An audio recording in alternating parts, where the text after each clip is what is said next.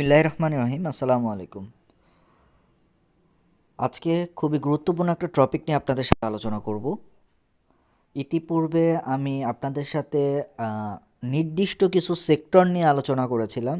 আপনারা আলহামদুলিল্লাহ সেই সেক্টরগুলির সুফল অলরেডি পেয়েছেন।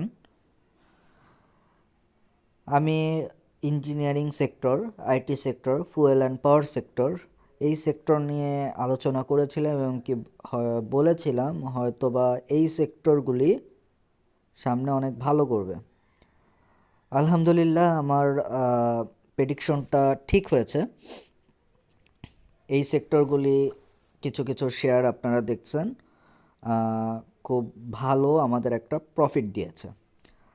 সামনে এরকম আরও কিছু সেক্টর আমার কাছে মনে হচ্ছে যে খুব ভালো একটা মুভমেন্ট হয়তোবা আমরা দেখতে পাবো। যাই হোক, তার আগে আমরা এখানে একটু দেখে নেই বর্তমানে ডিএসই এক্স ইন্ডেক্স আমরা দেখতে পাচ্ছি ৬,২০৬.৮ অবস্থান করছে, যা প্রায় 11 পয়েন্ট বেশি। পার্সেন্টেজ হিসাবে 0.18%। আমরা দেখতে পেয়েছি আজকে শেয়ার মার্কেটটা কখনোই নেগেটিভে যায় নাই। এই শেয়ারটা ইন্ডেক্সটা আমরা দেখতে পাচ্ছি ওপেন হয়েছে হলো ৬,১৯৫.৮২ এবং কি সর্বনিম্ন ছিল হলো ৬,১৯৯ আজকে মোট ট্রেড হয়েছে ৭০,৬৮৩ এবং কি টোটাল ভলিউম আমরা দেখতে পাচ্ছি ৪,৫২,৫২,৯২৬। আজকে ৬১টা শেয়ার পজিটিভে ছিল এবং কি ১৬০টা শেয়ার নেগেটিভে অবস্থান করেছে এবং কি ১৮৭টা শেয়ার অপরিবর্তিত অবস্থায় ছিল। এখানে আমি একটু কথা বলে রাখি, এখানে আপনারা দেখতে পাচ্ছেন যে কিছুটা মুভমেন্ট আমরা লক্ষ্য করছি। কোনো এক সময় আমাদের প্রায় ২৩০টা শেয়ার অপরিবর্তিত অবস্থায় থাকতো, যেটা আসলে কোনো শেয়ার মার্কেটের জন্যই ভালো না।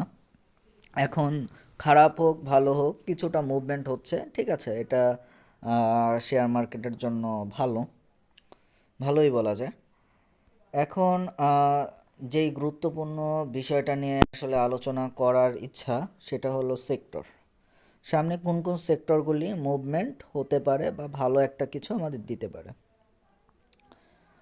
অবশ্যই প্রথমে যে সেক্টরের কথা বলবো সেটা আপনারা অনেকেই বুঝে গেছেন। আজকের ট্রানজ্যাকশন বা আজকের কর্মদিবস পরে, আজকে কিন্তু বছরের শেষ কর্মদিবস, সেটা হলো আইটি সেক্টর। আইটি সেক্টর এমন একটা সেক্টর, এই সেক্টরটা আসলে যেখানেই যেইটাই হোক না কেন যুদ্ধ হচ্ছে, এদিকে খাদ্যমন্দা বা একটা দুর্যোগ আমাদের হওয়ার একটা সম্ভাবনা রয়েছে। যাই হোক না কেন এই সেক্টরটা বাড়বে বা এই সেক্টরটা বাড়ার সমূহ সম্ভাবনা রয়েছে। আপনারা ইতিমধ্যে কিছু কিছু গুরুত্বপূর্ণ শেয়ারগুলি দেখেছেন এই সেক্টরের, বিডিকম, এছাড়া জেনেক্সিল, এছাড়া আপনারা আমি যে শেয়ারটার সাজেস্ট করেছিলাম আইটিসি প্রায় ১৫ টাকা গ্যাপ দিয়েছে। যাই হোক, এই শেয়ারগুলি বিডিকম তো অলমোস্ট ডাবল হয়ে গিয়েছিল। জেনেক্সিলের অবস্থাও ঠিক একই রকম, খুব ভালো একটা প্রফিট দিয়েছে যারা এইটা নিয়ে কাজ করেছে। এছাড়া আরেকটা গুরুত্বপূর্ণ সেক্টর সেটা হলো ফার্মাসিউটিক্যালস অ্যান্ড কেমিক্যাল সেক্টর। এই সেক্টর দুটা আসলে ভবিষ্যতে খুব ভালো একটা কিছু হতে পারে, কারণ তাদের মুভমেন্ট, তাদের শেয়ার ভলিউম আসলেই খুব সন্তোষজনক এবং কি আশাবাদী এই দুইটা সেক্টর নিয়ে। যাই হোক, এটা আমরা একটু ডিটেলস দেখে আসি। আমরা দেখতে পাচ্ছি প্রায় 8টা কোম্পানি, যেটা আইটি সেক্টর প্রায় 8টা কোম্পানি আজকে পজিটিভ মুভমেন্ট আমরা দেখেছি। এছাড়া দুইটা কোম্পানি, যেটা আইটি সেক্টরের দুইটা কোম্পানি নেগেটিভ মুভমেন্ট আমরা দেখেছি। এবং কি এখানে যেই শেয়ারগুলি পজিটিভ মুভমেন্টে ছিল, ম্যাক্সিমাম শেয়ারগুলি খুব ভালো একটা প্রফিট করেছে গত বছর বলে ভুল হবে, এই বছর 2022-এ খুব ভালো একটা প্রফিট তারা গেইন করেছে এবং আশা করা যায় সামনের বছরও তারা খুব ভালো একটা অবস্থানে যাবে। আপনারা এই সেক্টরের কিছু শেয়ার নিয়ে অ্যানালাইসিস করবেন, যেই শেয়ারগুলির বর্তমান দাম কম এবং কি তারা খুব ভালো একটা প্রফিট করেছে, ফান্ডামেন্টালি তারা স্ট্রং, এরকম কিছু শেয়ারের তালিকা করবেন নিজেরা অ্যানালাইসিস করে। তারপর আপনারা বর্তমান সময়ে এগুলি বাই করতে পারেন, কারণ বর্তমান সময়টা খুব ভালো একটা সময় বাই করার জন্য। হয়তো বা 6 মাস বা 4 মাস পর সিচুয়েশনটা এরকম নাও থাকতে পারে, শেয়ার মার্কেটের খুব ভালো একটা জিনিস হতে পারে। যাই হোক, আমরা এখন চলে যাচ্ছি হলো ফার্মাসিউটিক্যালস অ্যান্ড কেমিক্যালস।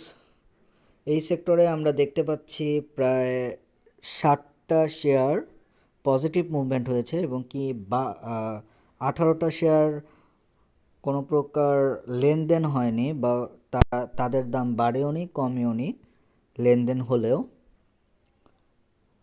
6টা শেয়ার নেগেটিভ মুভমেন্ট হয়েছে। আচ্ছা, এইখানে একটা জিনিস একটু খেয়াল করবেন, ফার্মাসিউটিক্যালস সেক্টরে একটা খুব মজার একটা বিষয় আছে। ফার্মাসিউটিক্যাল সেক্টরের একটা মজার বিষয়টা কি, বা একটা ট্রিক্স আছে, সোজা কথা। আপনারা সবাই কম বেশি ওষুধ খেয়ে থাকেন বা গ্রহণ করে থাকেন। আপনারা নিজেদের দিয়ে এই সেক্টরটা একটু তুলনা করবেন। কীরকম, আমরা একটা ওষুধ কিনতে যে অবশ্যই একটা ফার্মেসিতে কোম্পানির নামটা দেখি যে এটা কোন কোম্পানির ওষুধ। ঠিক একইভাবে আমরা যেমন খুব রিনোন্ড বা খুব দামি কোম্পানি বা ভ্যালুয়েবল কোম্পানি ছাড়া ওষুধ গ্রহণ করি না, ঠিক একইভাবে আপনিও শেয়ার বাজারে ফার্মাসিউটিক্যালস অ্যান্ড কেমিক্যালস সেক্টরের শেয়ার কেনার সময় অবশ্যই রিনোন এবং কি যেই কোম্পানির ওষুধগুলি বাজারে সব থেকে বেশি প্রচলিত বা ব্যবহৃত এরকম সেক্টরের এরকম কোম্পানিকে নির্বাচন করবেন শেয়ার কেনার ক্ষেত্রে।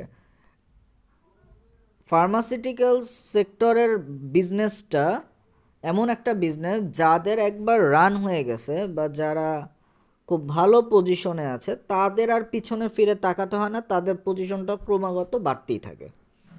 বিষয়টা এরকম। যাই হোক, আপনারা এই দুইটা সেক্টর নিয়ে কাজ করতে পারেন, হয়তোবা এই দুইটা সেক্টর ভবিষ্যতে খুব ভালো একটা প্রফিট আমাদের দিবে। এখানে কিছু কিছু আছে, বিকন আছে, বেক্সিমকো আছে, বেক্সিমকো ফার্মাসিউটিক্যালস, নাভানাটা আপনারা দেখতে পারেন, কারণ প্রচুর আপ ডাউন করতেছে। আপ ডাউনের মধ্যে কিছু করা যায় কি না, ওরিয়ন ইনফ্লুয়েশন যাবেন না, আশেপাশেও যাবেন না। যাই হোক, আসলে আমি কোনো বাই করতে বলতেছি না, এই বিষয়গুলো দেখবেন এবং এইখান থেকে ভালো শেয়ারগুলো আইডেন্টিফাই করবেন। সবাই ভালো থাকবেন, সুস্থ থাকবেন, সবাইকে অসংখ্য ধন্যবাদ। আল্লাহ হাফেজ।